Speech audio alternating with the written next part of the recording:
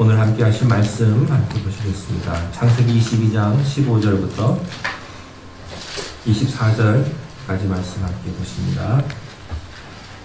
우리 한 절씩 교독하시겠습니다. 22장 15절부터 24절까지 말씀입니다. 제가 먼저 읽겠습니다. 여호와의 사자가 하늘에서부터 두 번째 아브라함을 불러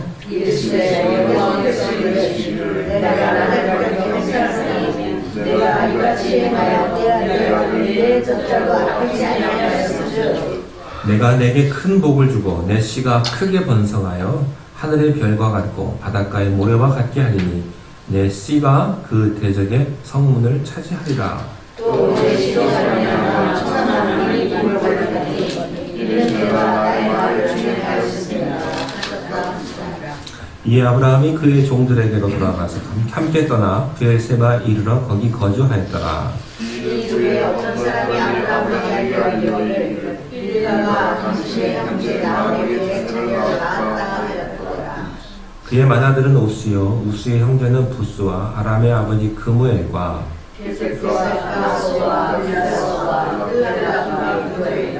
이 8사람은 아브라함의 형제 나홀의 아내 밀가의 소생이며 부두엘은 리브가를 낳았고 나홀에서 부두엘을 낳았고 데바와 바룩과 디아스와 마가를 낳았더라.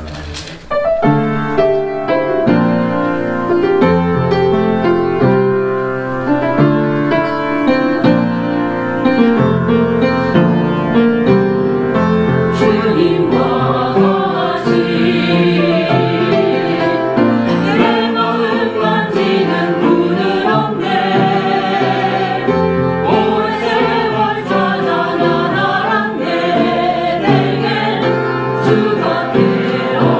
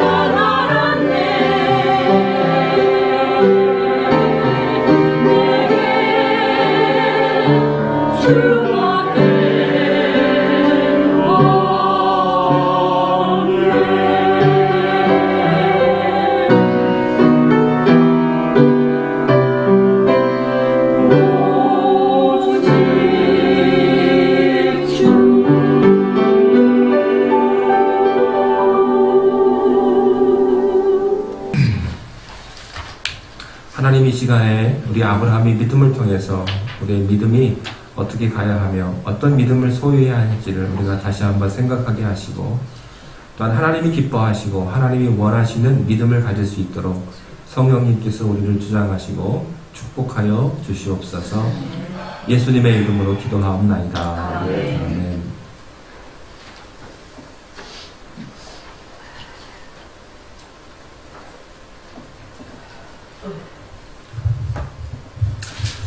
아브라함의 믿음의 시험이 이제 모두 다 끝이 났습니다. 그 믿음의 시험은 아들을 번제물로 바치라고 하는 하나님의 말씀이었습니다. 아브라함은 그 하나님의 말씀 앞에 순종을 합니다. 믿음은 순종입니다. 순종 없는 믿음은 없습니다. 내 믿음의 크기는 내가 순종한 만큼의 크기입니다. 내가 얼마만큼 순종하느냐에 따라서 내 믿음의 크기가 결정되는 것입니다. 하나님은 우리들에게 이렇게 말씀하십니다. 내 아들 독자 이삭까지도 나에게 바칠 수 있느냐? 그것은 하나님이 이삭을 원해서가 아닙니다. 우리의 믿음을 보기 위해서 이렇게 하시는 것입니다. 하나님은 우리의 헌금의 액수에 관심이 있는 것이 아닙니다. 하나님은 우리의 봉사나 시간이 필요해서 그것 때문에 원하시는 것이 아닙니다. 사람이 없어서 하나님이 못하시는 법이 없습니다. 하나님은 돌들을 가리켜서 아브라함의 자손을 만들 수 있는 그런 능력이 있으신 분입니다. 하지만 그 모든 것들을 통해서 하나님은 우리의 믿음을 보시기를 원하시기 때문에 하나님은 내가 세상에서 가장 소중한 것까지 포기할 수 있느냐라고 묻습니다. 믿음은 포기입니다. 내가 얼마나 포기할 수 있느냐. 참된 축복은 바로 이 믿음을 통과하면서부터 일어납니다. 그래서 시험은 꼭 있어야 합니다. 그렇지만 시험은 즐거운 일이 아닙니다. 시험을 좋아하는 학생은 아무도 없습니다.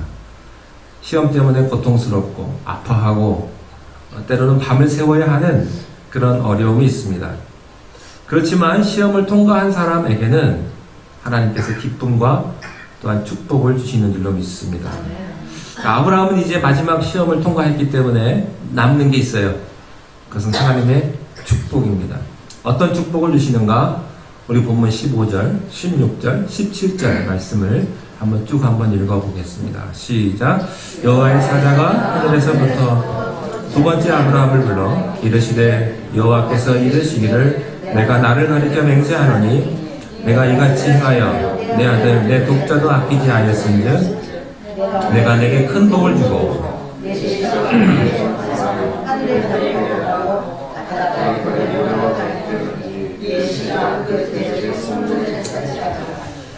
여호와의 사자가 두 번째 아브라함에게 나타났습니다.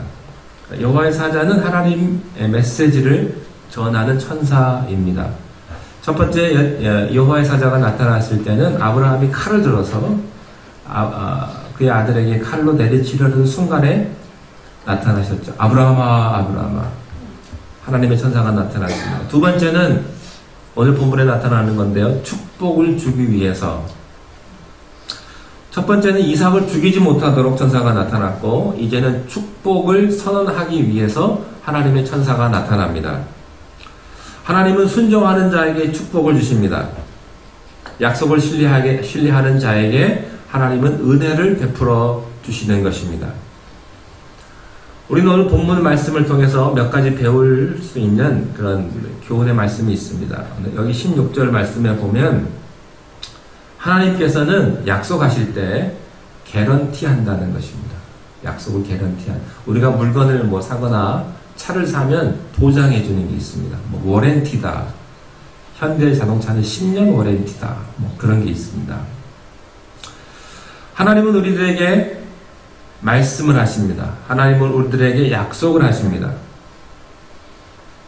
그런데 사람의 말과 사람의 행동, 사람의 약속은 변덕이 많고 변하기가 쉽죠.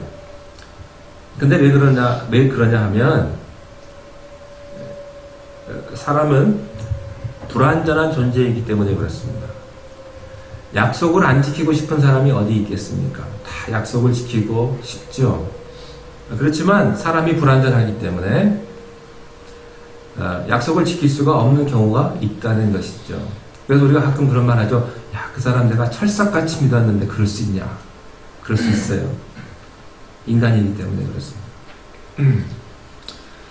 인간이 불완전하기 때문에 인간이 한 약속은 끝까지 지킬 수가 없는 것입니다. 여러분, 사람의 마음은 배고플 때, 배부를 때가 다르고요. 화장실 갈 때하고 나올 때가 다르고요. 돈을 빌릴 때하고 돈 갚을 때가 마음이 달라요. 그게 인간의 마음입니다. 그렇지만 하나님의 약속은 변함이 없습니다.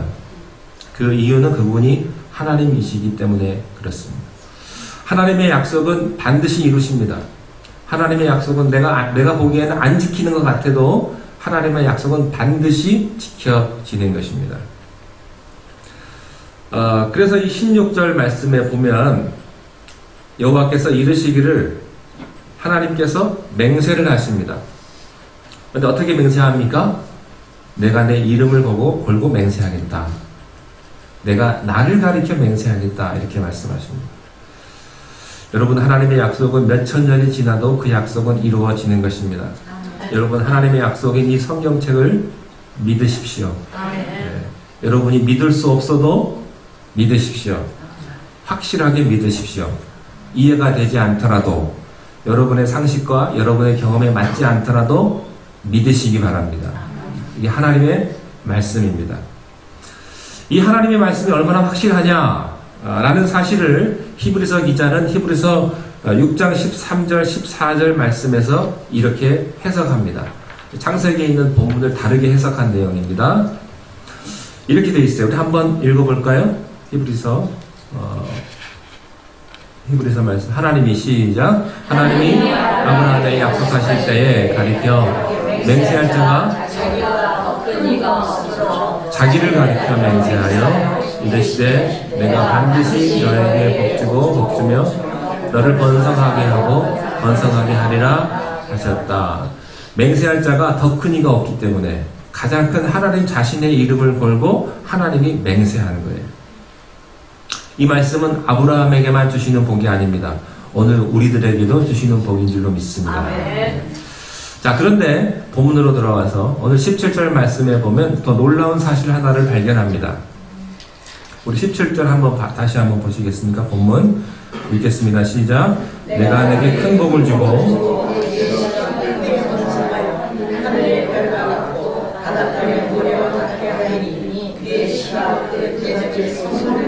자제하리라. 여러분, 최선의 순종은 최선의 축복을 낳습니다. 하나님은 자기 아들을 바치라고 하는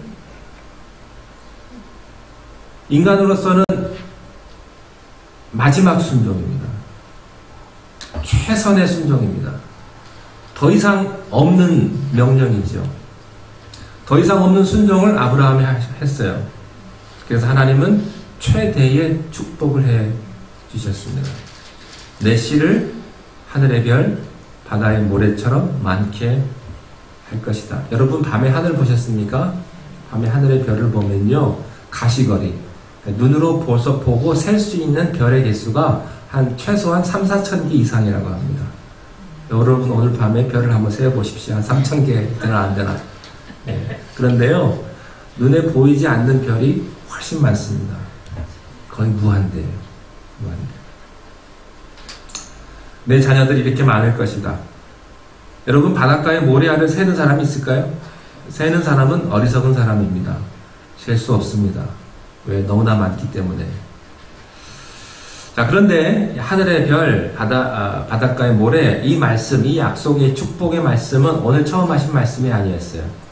하나님께서 갈대아 우르에 있는 아브라함을 불러내실 때 처음 그때 이러한 축복의 약속의 말씀을 하셨고요. 그리고 10년 후에도 똑같은 말씀을 하셨습니다. 그리고 이삭을 낳기 바로 직전에도 똑같은 축복의 말씀을 아브라함에게 하나님이 주셨던 거예요. 그리고 오늘 본문의 말씀, 그러니까 하나님은 4번이나 계속해서 똑같은 말씀을 반복해서 아브라함에게 주시는 거예요.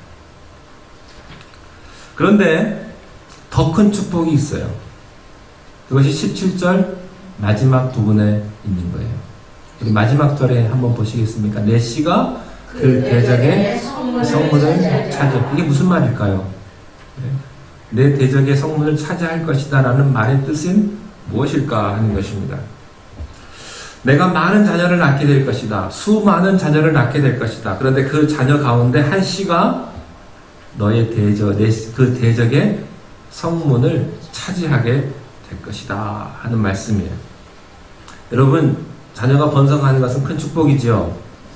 또 나라가 부강해지는 것 축복이지요. 그러나 그것이 축복의 전부는 아닙니다. 건강한 것 축복이지요. 그러나 건강이 축복의 전부는 아닙니다. 돈을 많이 버는 것 축복이지요. 가난한 것보다 돈 많은 게 축복이지요. 그러나 여러분, 돈 많은 것이 축복의 전부는 아니에요. 진짜 축복은 그렇게 물질적인 데 있지 않습니다. 우리가 오래 산다든지 돈을 많이 번다든지 성공한다든지 여기에 축복의 전부가 있지 않아요. 여러분, 진짜 축복은 무엇인가? 그 다음에 있습니다. 그 다음에 축복은 뭐예요? 메시아의 축복이에요. 메시아의 축복. 진정한 축복은 물질에 있는 것이 아니라 예수 그리스도인 것입니다. 예수 그리스도를 믿는 것과 예수 그리스도를 전하는 것이 진짜 축복이다 하는 거예요. 창세기 3장 15절 말씀에 보면 메시아에 대한 최초의 예언이 나옵니다. 내가 너로 여자와 원수가 되게 하고 내 원수도 여자의 후손과 원수가 되게 하리니 여자의 후손은 내 머리를 상하게 할 것이요 너는 그의 발꿈치를 상하게 할 것이다. 메시아가 오시면 원수의 머리를 상하게 하십니다. 여러분, 메시아가 오시면 대적의 성문을 부수는 거예요. 그리고 들어가서 승리하는 줄로 믿습니다. 자, 18절로 넘어가겠습니다. 본문 18절 시작. 또 내 씨로 말미암아 천하 만민이 복을 받으니 나의 말을 준행하였습니다 하셨다 하니라. 여러분, 여기서 말하는 씨는요 예수님이세요. 예수님. 무엇이 축복인가? 예수님이 축복이세요. 여러분, 예수님은 복의 근원이십니다. 제가 비행기 타고 날아가는데요, 비행기 화면에 영화를 보지 않습니까? 알라딘 하더라고요. 알라딘. 만화 영화. 알라딘이 요술램프를 이렇게 문지르니까 짠하고 나타나가지고 소원을 들어준대요. 램프만 있으면 다 되는 거예요. 요술램프만 있으면. 여러분, 복의 근원이신 분만 있으면 뭐든지 다 가능한 거예요. 여러분이 예수님을 마음속에 모시기만 하면 세상을 얻는 거예요.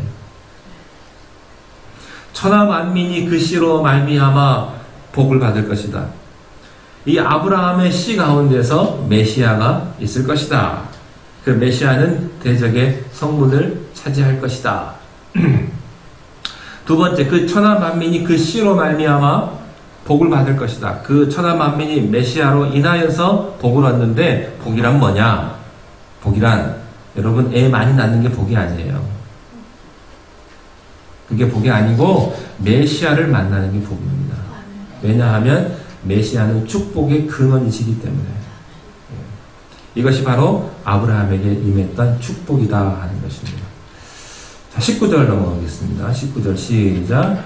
이에 아브라함이 그의 종들에게로 돌아가서 함께 떠나 브엘세바에 이르러 거기. 자, 아브라함은 이제 종들에게 다시 돌아옵니다. 종들을 떠날 때 이렇게 말했죠. 내가 아들과 함께 다시 돌아올 것이다. 여러분, 이 말씀은 모순이에요. 모순. 어떻게 아들을 죽이러 가는데 아들하고 같이 돌아옵니까? 죽은 아들이 어떻게 다시 돌아온다는 말입니까? 그런데 아브라함의 마음속에는 이런 믿음이 있었어요. 죽은 아들은 반드시 돌아온다. 아브라함의 마음속에 부활 신앙이 생긴 거예요. 우리 아들은 안 죽는다. 우리 아들은 안 죽는다. 여러분, 이게 부활이에요. 내 아들은 지금 어렵지만 반드시 성공한다. 반드시 일어난다. 우리 가정은 지금 아프고 어렵고 고통 가운데 있지만 반드시 하나님이 축복하신다.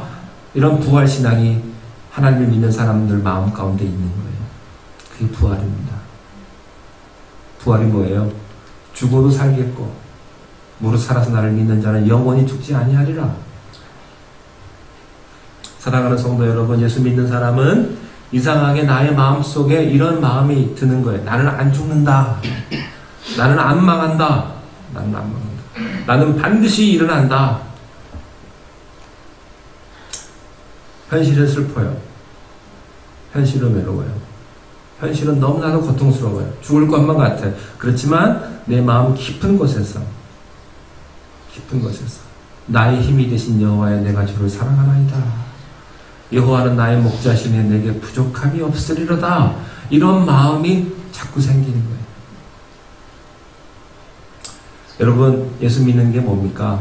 이 믿음을 갖는 것입니다. 하나님에 대한 소망이 있는 거예요. 내가 죽어도 다시 산다. 다시 산다. 20절 넘어가겠습니다. 함께 읽겠습니다. 시작. 이후에 아브라함에게 알리어 이르기를 밀가가 당신의 동지의 나홀에게 아내를 낳았다. 자, 여기 보면 2일 후에 뉴스가 하나 전해졌습니다. 이 뉴스는 좋은 뉴스였습니다. 그것은 오래전에 헤어졌던 둘째 동생 나홀에 대한 소식이었습니다. 여러분, 아브라함의 아버지가 있었습니다. 아버지의 이름은 데라였습니다. 그 데라에는 세 아들이 있었죠. 큰아들 아브라함, 둘째 나홀, 셋째 하란이었습니다. 셋째 하란은 일찍 죽었습니다. 갈대아 우르에서. 갈대아 우르였을 때 셋째가 죽었어요. 셋째 아들이 낳은 아들이 있었습니다. 그게 롯입니다. 그래서 롯을 데리고, 아버지가 없는 롯을 데리고 아브라함이 갈대아 우르를 떠났죠. 그때 아브라함이 누구랑 헤어지냐면 둘째 동생하고도 헤어집니다. 그 둘째가 나홀입니다. 굉장히 오래 지났어요. 그런데 그 둘째 동생이 나홀이 아기를 낳았다는 거예요. 그 얘기입니다. 근데 그 둘째 동생 나홀의 아내는 밀가라고 하는 여자입니다. 밀가는 또 누구냐? 셋째 죽은 동생 하란의 딸입니다. 복잡하죠? 여러분, 그 사회는 근친 결혼하는 사회였습니다. 모두가 다. 여러분, 뭐 결혼해서 아기 낳는 게 뭐가 됐습니까? 다 그러고 사는 거지. 결혼해서 애 낳고 아웅다웅 하며 사는 거 아니겠어요? 그런데 그 둘째 동생이 아들을 8명이나 낳았다는 거예요. 8명. 자, 그 8명 한번 볼까요? 그 이름이 기록되어 있습니다. 21절, 22절. 시작. 그의 맏아들은 우스요. 우스의 형제는 우스와 아람의 아버지 그물과 게셋과 하소와 빌다스와. 여기 8명 이름이 써 있는데 이 8명을 다 읽으려면 얼마나 힘들지 몰라요. 이거를 빨리 읽으면 방언처럼 들립니다. 방언 못하신 분은 빨리빨리 한번 읽어보세요. 와, 이 사람 방언한다 그럴지도 몰라요. 왜 이렇게 아들들, 8명 아들을 다 기록했을까? 다른 모든 사람들은 이름 다 안 기록했는데 왜 8명 이름은 다 기록했을까 하는 거예요. 그 해답이 23절에 있습니다. 23절을 함께 읽어볼까요? 시작. 이 아들은 아브라함의 형제 밀가의 소생이며. 여러분, 해답 찾으셨습니까? 해답이 뭐예요? 예. 8명 다 관심이 있는 게 아니고 그 8명 가운데 막내 아들 부두엘에게 관심이 있습니다. 사실 부두엘도 중요한 사람이 아니에요. 그 부두엘이 낳은 딸이 하나 있었는데 그 딸이 누구예요? 리브가. 리브가가 왜 중요한가?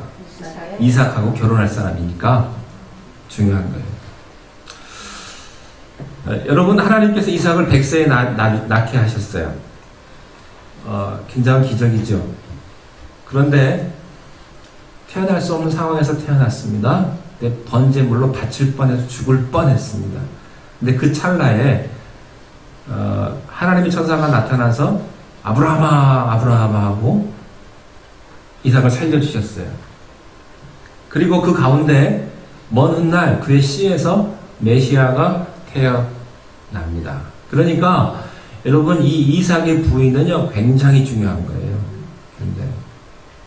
누가 부인이 돼서 그 자식을 계속 낳을 거냐 하는 거예요. 남자만 중요한 게 아닙니다. 여자가 누구가 될 것이냐. 그래서 이삭도 중요하지만 이삭의 부인될 리브가도 굉장히 중요한 것입니다. 그래서 리브가가 어떻게 태어났느냐를 여기서 보여주는 말씀이에요. 우리들은 여기서 굉장히 재미있는 사실 하나를 발견합니다. 그것은 이삭을 하나님께서 보내신 것은 하나님의 섭리와 계획이셨습니다. 그리고 이삭과 짝을 지어서 이제 앞으로 자녀를 낳을 리브가를 하나님께서 택하신 것도 하나님의 섭리와 하나님의 계획이십니다. 그런데 이삭은 어떻게 태어났습니까? 기적 중에 태어났습니다. 초자연적인, 아기를 낳을 수 없는 경수가 끊어진 여자의 몸에서 아이가 태어났어요. 백세예요. 하나님이 특별히 역사하셔서 사라가 잉태를 해서 태어난 자녀가 이삭입니다. 뿐만 아니라 이삭이 죽을 뻔했습니다. 번제물로. 그때 천사가 나타났죠. 이삭은 출생도 기적이고요. 위기의 상황에서 하나님의 천사가 특별히 개입하셔서 살려준 거예요. 그러고 보면 이삭이 지금까지 오게 된 것은 초자연적인 기적과 특별한 하나님의 역사가 있었기 때문입니다. 그렇지만 반대로 여러분 리브가를 한번 보시기 바랍니다. 리브가는 초자연적인 기적이나 역사가 없었습니다. 그냥 아브라함의 둘째 동생이 밀가와 결혼해가지고 아기를 낳았어요. 아기 낳는데 8명이나 잘 낳았다고요. 근데 그 잘 낳았는데 그 중에 하나가 부두엘인데 그 부두엘이 또 낳은 딸이 하나 있는데 그 딸이 리브가였다는 것입니다. 리브가의 출생 과정에는 그렇게 큰 기적이나 어떤 기적이나 이사가 없어요. 보통 사람들이 살아가는 이야기에서 태어난 여자가 리브가입니다. 깨닫는 게 있습니다. 그것은 하나님의 역사는 기적과 자연이 결합하는 것이다 하는 거예요. 초월적인 방법과 일상적인 방법이 연결돼서 하나님의 구원의 계획과 섭리가 나타나서 메시아를 태어나게 했다는 것입니다. 여러분, 메시아가 태어나는데 계속 기적만 일어나야 되지 않겠습니까? 근데 하나님이 그렇게 하지 않으셨다는 거예요. 기적도 있지만 인간적인 역사도 결합했다고 하는 사실입니다. 그런데 이런 형식은 예수님에게도 똑같이 적용이 됩니다. 예수님께서 세상에 오실 때는 초자연적인 방법으로 오셨습니다. 동정녀 마리아에게서. 여러분, 어떻게 남자를 알지 못하는 여자가 임신을 합니까? 성령으로 말미암아 잉태해서 아이를 낳은 거예요. 기적이죠. 예수님은 기적 가운데 태어났어요. 그러면 예수님은 일생 전체가 다 기적일까?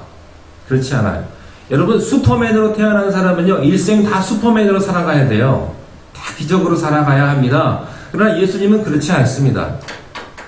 예수님은 우리와 똑같이 피곤하시고 아프시고 손에 못을 박으면 고통을 느끼시는, 눈물을 흘리신 그런 우리와 똑같은 인간이셨다는 거예요.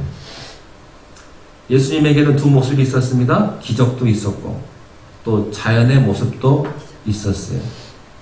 여러분, 이분이 메시아입니다. 이러한 일들은 우리들에게도 있습니다.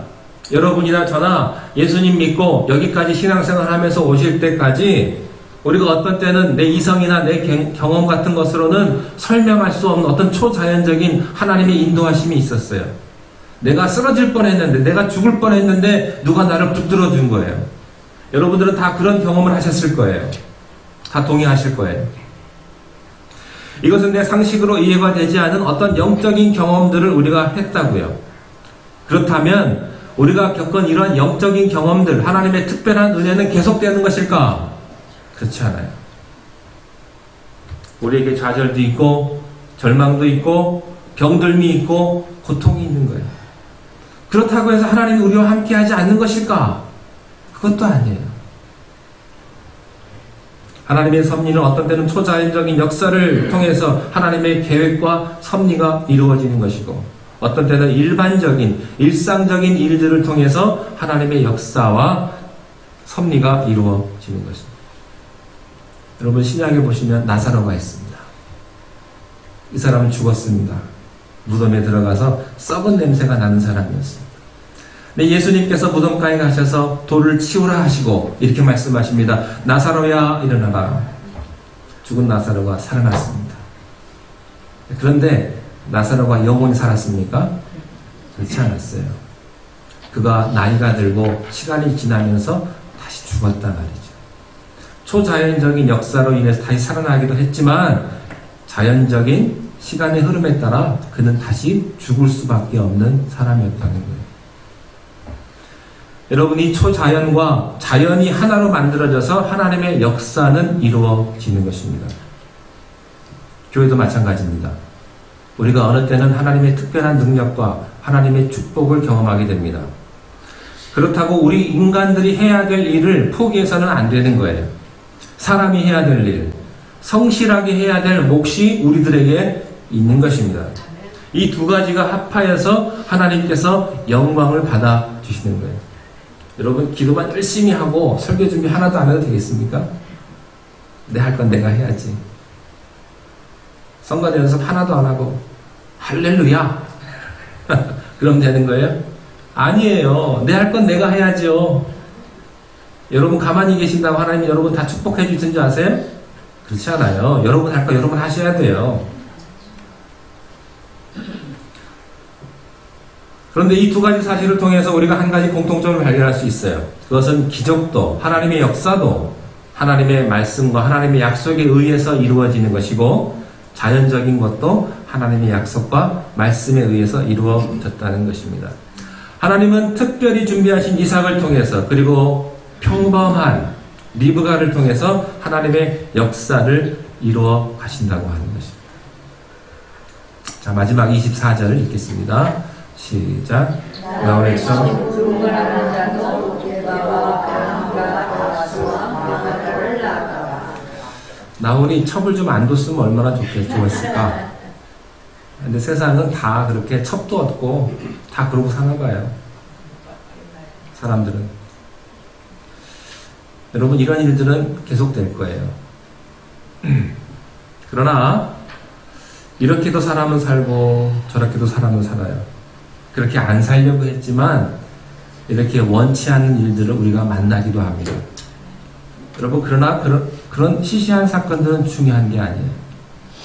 진짜 중요한 건 뭐냐?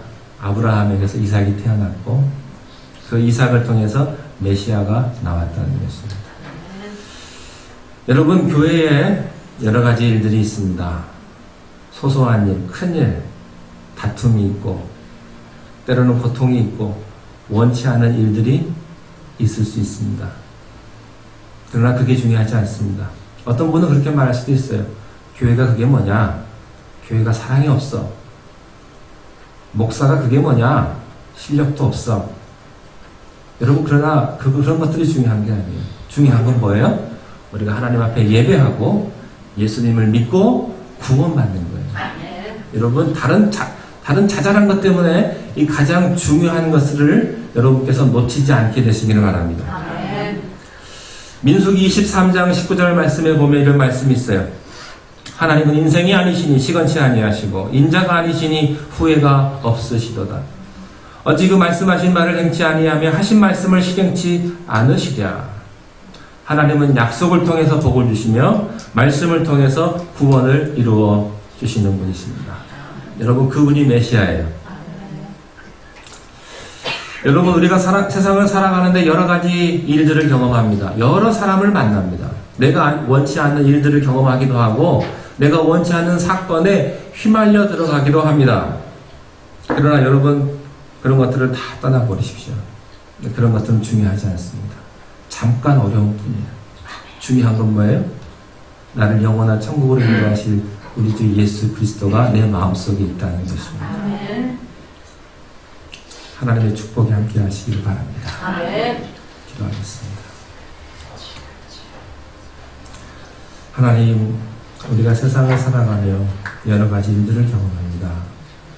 그러나 그 어려운 일 때문에 우리가 예수 그리스도를 포기하지 않게 하시고 또한 믿음을 포기하지 않도록 우리의 마음을 주님 붙들어 주시옵소서. 예수님의 이름으로 기도하옵나이다. 아멘.